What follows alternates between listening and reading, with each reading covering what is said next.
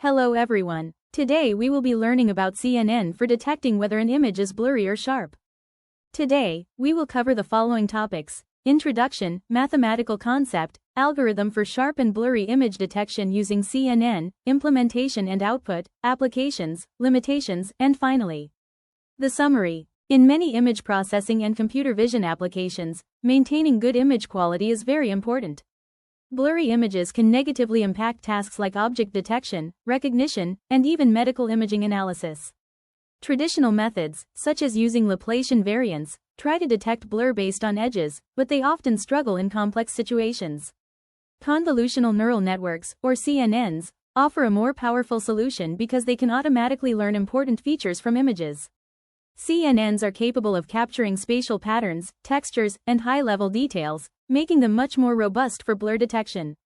In this project, we use a CNN model to accurately classify images as sharp or blurry, and this approach can even be extended for real-time image quality assessment. Now, let's discuss the mathematical concepts behind using convolutional neural networks for detecting whether an image is blurry or sharp. The first operation in a CNN is convolution. It extracts important features from the image using filters, also called kernels. Mathematically, we write it as the convolution of image I with kernel k at position x, y equals the sum over m and n of I at x minus m, y minus n multiplied by k at m, n.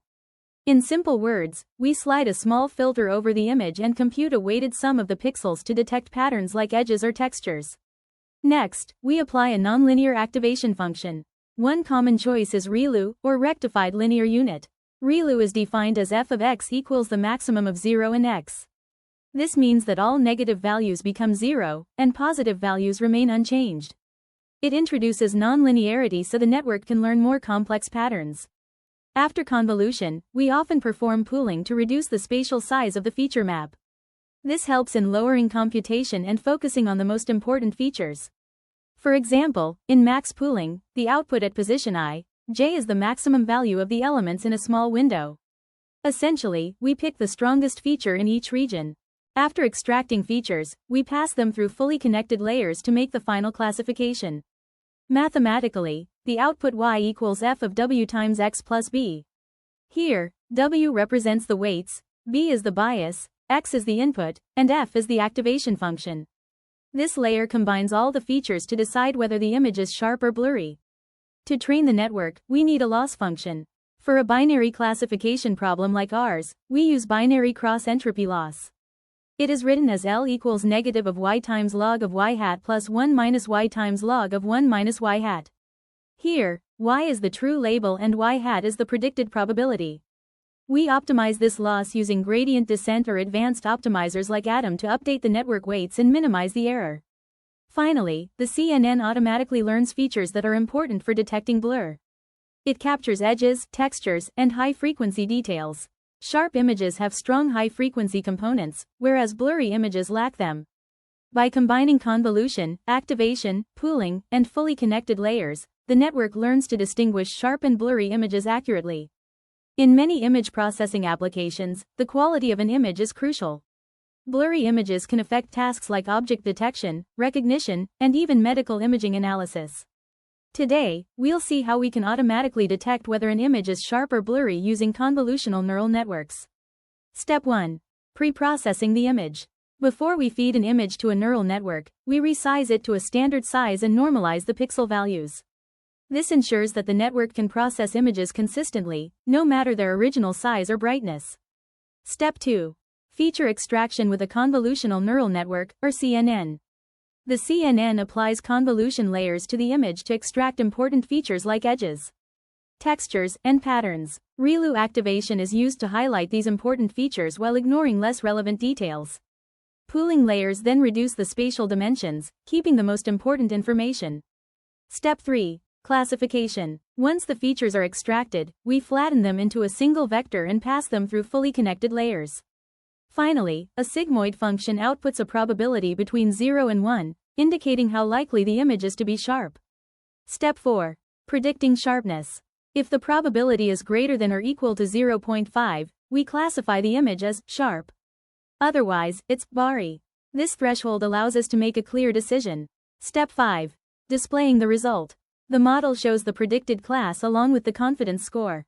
This way, users can quickly know whether an image is usable or if it needs to be retaken.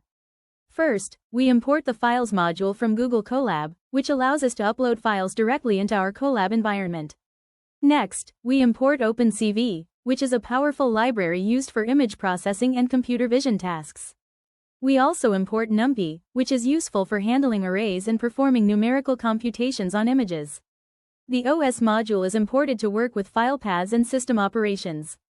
Here, we define a function called detectBlur.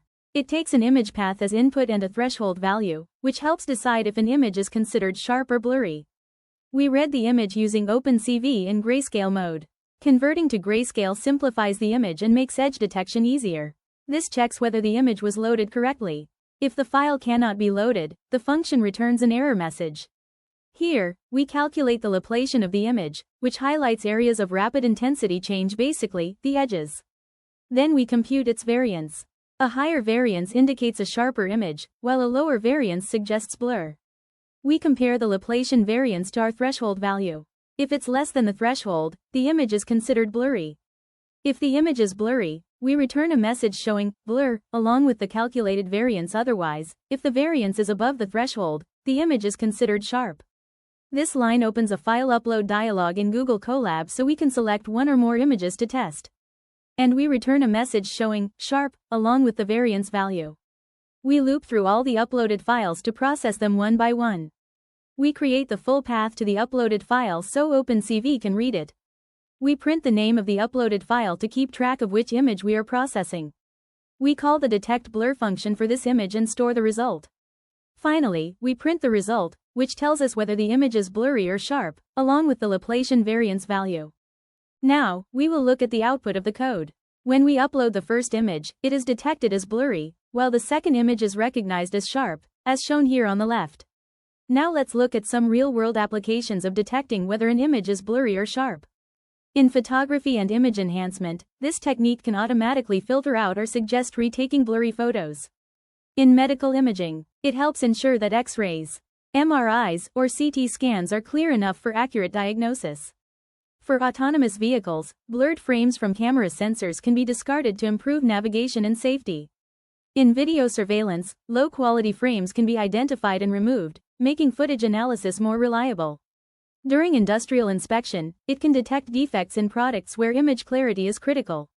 And for content quality control, it helps monitor and maintain high-quality images for social media, websites, and digital archives. Now let's look at the limitations of using CNNs for blur detection. First, CNNs require large labeled datasets, meaning we need a lot of sharp and blurry images to train the model accurately. They also have a high computational cost, so training and running CNNs can be resource intensive. CNNs can be sensitive to noise and lighting, which means their performance may drop when images have poor lighting, heavy noise, or unusual textures. Another limitation is the difficulty with subtle blur. CNNs sometimes struggle to tell the difference between a very slightly blurry image and a sharp one. There is also a risk of overfitting if the training data isn't diverse enough. The model may not perform well on new images. Finally, CNNs have a black box nature, which means it's often hard to understand how or why they made a particular decision, especially compared to simpler blur detection methods. To summarize, convolutional neural networks, or CNNs, are highly effective at classifying images as blurry or sharp because they learn edge patterns, textures, and fine details directly from the images. This makes them useful in a wide range of areas, including photography, medical imaging, autonomous vehicles, video surveillance, and industrial inspection. Although CNNs provide high accuracy, they do come with some challenges. They need large datasets, require a lot of computation, and may have difficulty detecting very subtle blur or handling noisy images. Overall, CNN-based blur detection is a powerful and reliable method for maintaining image quality across many different applications.